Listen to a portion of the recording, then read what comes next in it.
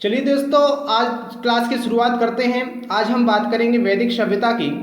वैदिक सभ्यता जो है इसका टाइम पीरियड माना जाता है 1500 बीसी से लेकर 600 बीसी तक। वैदिक सभ्यता एक ग्रामीण सभ्यता थी और तथा ऐसा कहा जाता है कि इस सभ्यता का निर्माण आर्यों के द्वारा किया गया था।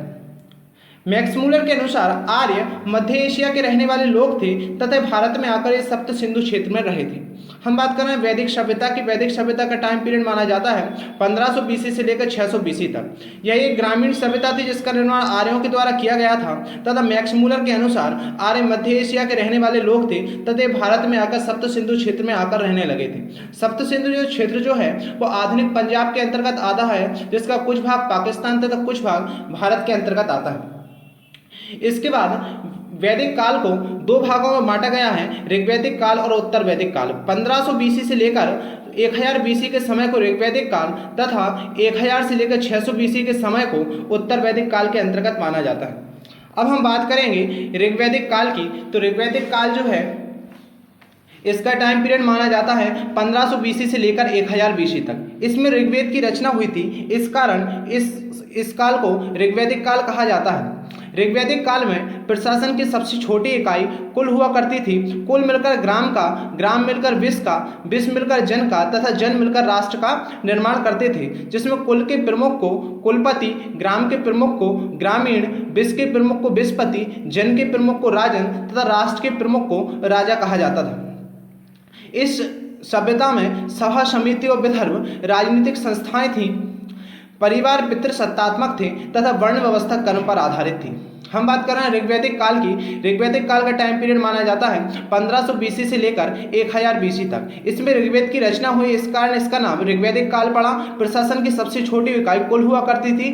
कुल मिलकर ग्राम का, ग्राम मिलकर विश्व का, विश्व मिलकर जन का तथा जन मिलकर राष्ट्र का निर्माण करते थे। सभा, समिति और विदर्भ राजनीतिक संस्थाएं थीं। परिवार पितृसत्तात्मक थे तथा वर्ण व्यवस्था जाति आधारित न होकर कर्म आधारित हुआ करती थी।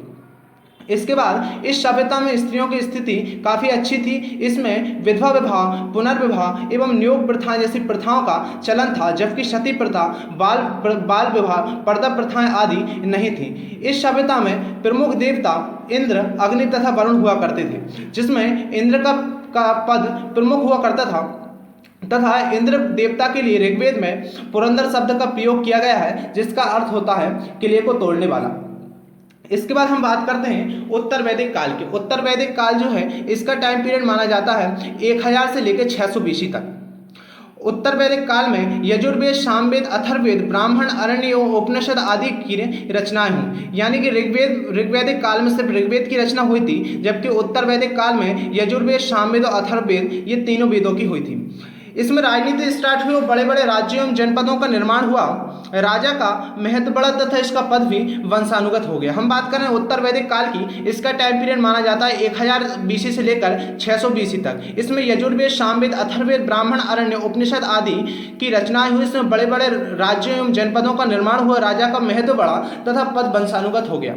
इसके बाद इसमें संयुक्त परिवार का चलन आया, पितृसत्तात्मक संयुक्त परिवार का चलन आया। वर्ण व्यवस्था कर्म आधारित ना होकर जाति आधारित हो गई। स्त्रियों की स्थिति खराब हुई क्योंकि इसमें बाल विवाह जैसी प्रथाओं का चलन आया। इस उत्तर वैदिक काल में महत्वपूर्ण देवता प्रजापति, विष्णु और रुद्र को माना जाने लगा। वैदिक सभ्यता जो है इसका टाइम पीरियड माना जाता है 1500 बीसी से लेकर 600 बीसी तक। वैदिक सभ्यता एक ग्रामीण सभ्यता थी और तथा ऐसा कहा जाता है कि इस सभ्यता का निर्माण आर्यों के द्वारा किया गया था। मैक्स मूलर के अनुसार आर्य मध्य एशिया के रहने वाले लोग थे तथा भारत में आकर ये सप्त सिंधु क्षेत्र में रहे थे। हम बात कर रहे हैं वैदिक सभ्यता की। वैदिक सभ्यता का टाइम पीरियड माना जाता है 1500 बीसी से लेकर 600 बीसी तक। यह एक ग्रामीण सभ्यता थी जिसका निर्माण आर्यों के द्वारा किया गया था तथा मैक्स मूलर के अनुसार आर्य मध्य एशिया के रहने वाले लोग थे तथा भारत में आकर सप्त सिंधु क्षेत्र में आकर रहने लगे थे। सप्त सिंधु जो क्षेत्र जो है वो आधुनिक पंजाब के अंतर्गत आता है, जिसका कुछ भाग पाकिस्तान तथा कुछ भाग भारत के अंतर्गत आता है। इसके बाद वैदिक काल को दो भागों में बांटा गया है, ऋग्वैदिक काल और उत्तर वैदिक काल। 1500 बीसी से लेकर 1000 बीसी के समय को ऋग्वैदिक काल तथा 1000 से लेकर 600 बीसी के समय को उत्तर वैदिक काल के अंतर्गत माना जाता है। अब हम बात करेंगे ऋग्वैदिक काल की। तो ऋग्वैदिक काल जो है इसका टाइम पीरियड माना जाता है 1500 बीसी से लेकर 1000 बीसी तक। इसमें ऋग्वेद की रचना हुई थी, इस कारण इस काल को ऋग्वैदिक काल कहा जाता है। ऋग्वैदिक काल में प्रशासन की सबसे छोटी इकाई कुल हुआ करती थी। कुल मिलकर ग्राम का, ग्राम मिलकर विश्व का, विश्व मिलकर जन का तथा जन मिलकर राष्ट्र का निर्माण करते थे, जिसमें कुल के प्रमुख को कुलपति, ग्राम के प्रमुख को ग्रामीण, विश्व के प्रमुख को विश्वपति, जन के प्रमुख को राजन तथा राष्ट्र के प्रमुख को राजा कहा जाता था। इस सभ्यता में सभा, समिति और विधर्म राजनीतिक संस्थाएं थीं। परिवार पितृसत्तात्मक थे तथा वर्ण व्यवस्था कर्म पर आधारित थी। हम बात कर रहे हैं ऋग्वैदिक काल की। ऋग्वैदिक काल का टाइम पीरियड माना जाता है 1500 बीसी से लेकर 1000 बीसी तक। इसमें ऋग्वेद की रचना हुई, इस कारण इसका नाम ऋग्वैदिक काल पड़ा। प्रशासन की सबसे छोटी इकाई कुल हुआ करती थी। कुल मिलकर ग्राम का, ग्राम मिलकर विश्व का, विश्व मिलकर जन का तथा जन मिलकर राष्ट्र का निर्माण करते थे। सभा, समिति और विधर्म राजनीतिक संस्थाएं थी। परिवार पितृसत्तात्मक थे तथा वर्ण व्यवस्था जाति आधारित न होकर कर्म आधारित हुआ करती थी। इसके बाद इस सभ्यता में स्त्रियों की स्थिति काफी अच्छी थी। इसमें विधवा विवाह, पुनर्विवाह एवं नियोग प्रथा जैसी प्रथाओं का चलन था, जबकि सती प्रथा, बाल विवाह, पर्दा प्रथाएं आदि नहीं थी। इस सभ्यता में प्रमुख देवता इंद्र, अग्नि तथा वरुण हुआ करते थे, जिसमें इंद्र का पद प्रमुख हुआ करता था तथा इंद्र देवता के लिए ऋग्वेद में पुरंदर शब्द का प्रयोग किया गया है, जिसका अर्थ होता है किले को तोड़ने वाला। इसके बाद हम बात करते हैं उत्तर वैदिक काल की। उत्तर वैदिक काल जो है, इसका टाइम पीरियड माना जाता है 1000 से लेकर 600 बीसी तक। उत्तर वैदिक काल में यजुर्वेद, सामवेद, अथर्ववेद, ब्राह्मण, अरण्य और उपनिषद आदि की रचनाएं हुई। यानी कि ऋग्वैदिक काल में सिर्फ ऋग्वेद की रचना हुई थी, जबकि उत्तर वैदिक काल में यजुर्वेद, सामवेद और अथर्ववेद ये तीनों वेदों की हुई थी। इसमें राजनीति स्टार्ट हुई और बड़े बड़े राज्यों एवं जनपदों का निर्माण हुआ। राजा का महत्व बढ़ा तथा इसका पद भी वंशानुगत हो गया। हम बात करें उत्तर वैदिक काल की। इसका टाइम पीरियड माना जाता है 1000 बीसी से लेकर 600 बीसी तक। इसमें यजुर्वेद, सामवेद, अथर्ववेद, ब्राह्मण, अरण्य, उपनिषद आदि की रचनाएं हुई। इसमें बड़े बड़े राज्यों एवं जनपदों का निर्माण हुआ, राजा का महत्व बढ़ा तथा पद वंशानुगत हो गया। इसके बाद इसमें संयुक्त परिवार का चलन आया, पितृसत्तात्मक संयुक्त परिवार का चलन आया। वर्ण व्यवस्था कर्म आधारित ना होकर जाति आधारित हो गई। स्त्रियों की स्थिति खराब हुई क्योंकि इसमें बाल विवाह जैसी प्रथाओं का चलन आया।